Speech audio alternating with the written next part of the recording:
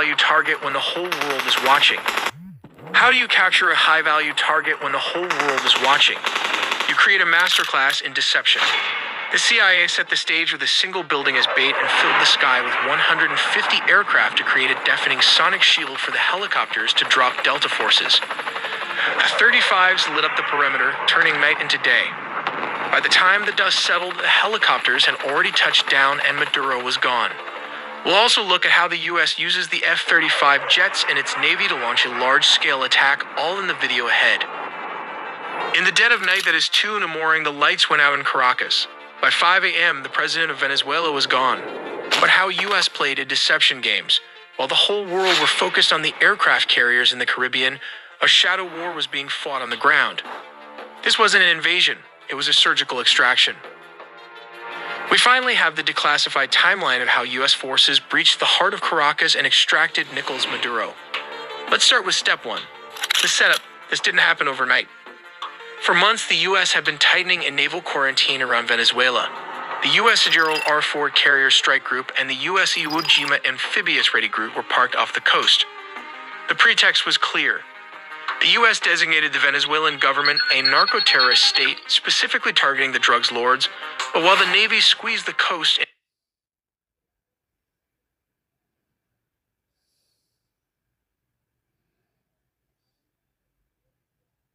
intelligence assets were tracking one man.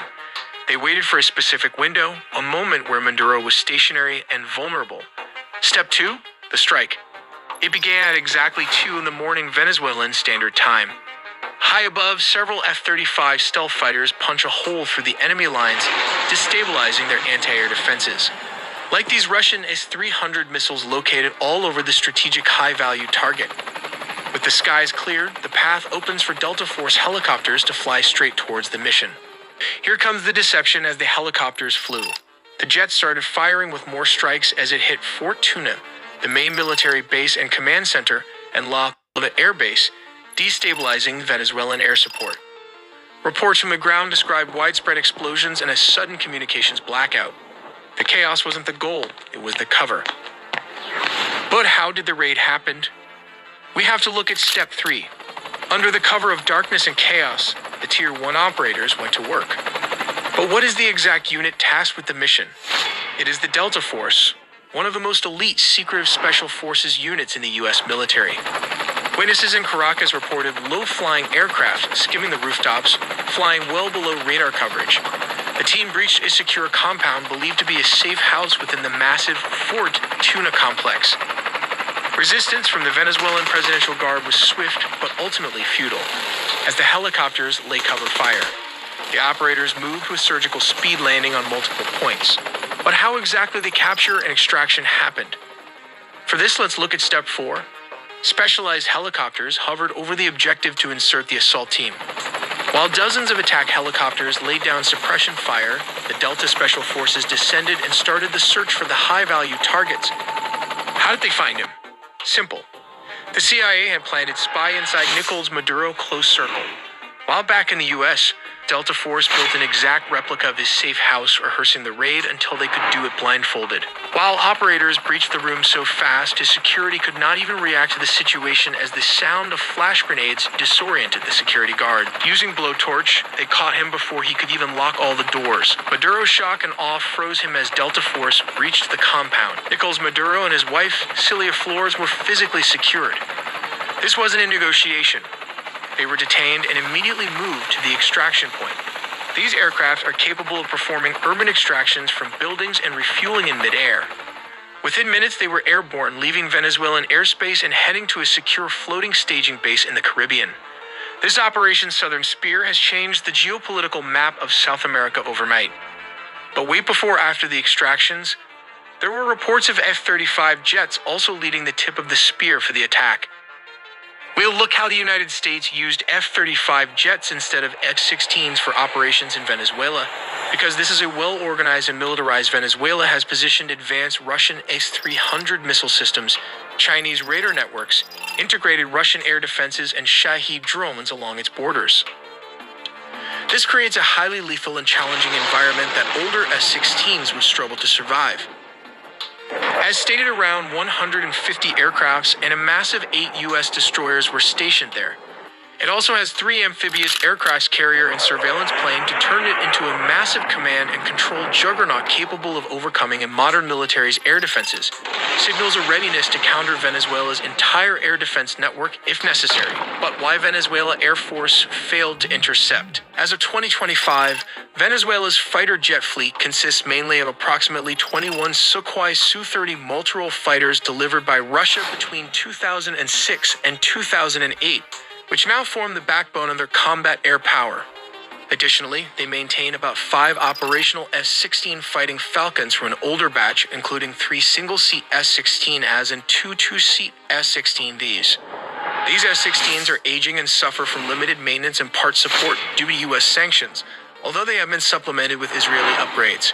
Venezuela acquired its F-16 jets from the United States through a foreign military sales agreement called Peace Delta in May 1982, during a period of good diplomatic and military relations.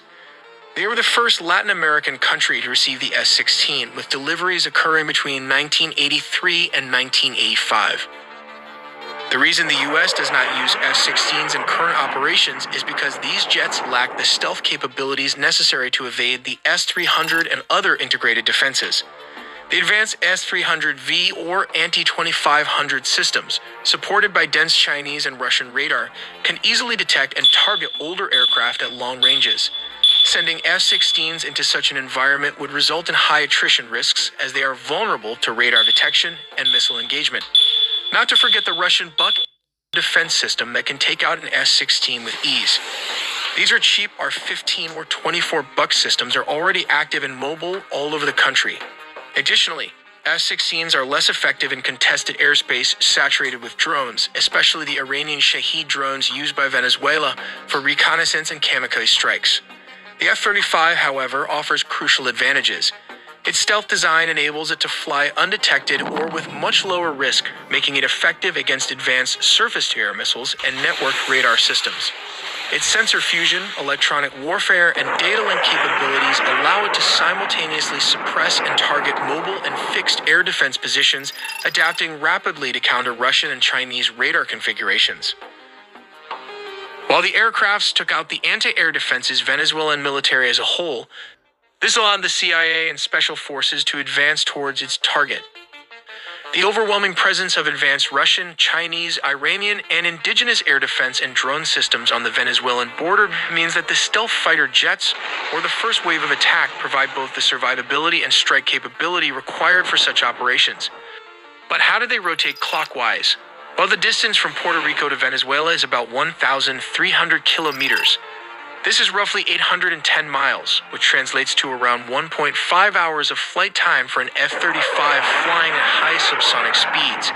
These jets rotated clockwise as its combat radius is approximately 770 miles, meaning it can reach most of Venezuela from Puerto Rico with careful fuel management and limited loitering. To extend mission time and reach deeper inland, air-to-air refueling tankers deployed strategically in the Caribbean region support these operations.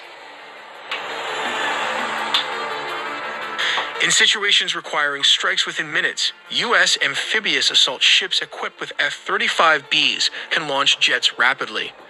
From such ships positioned in the Caribbean, F-35Bs can reach Venezuelan targets within roughly 15 to 10 minutes, depending on speed and route.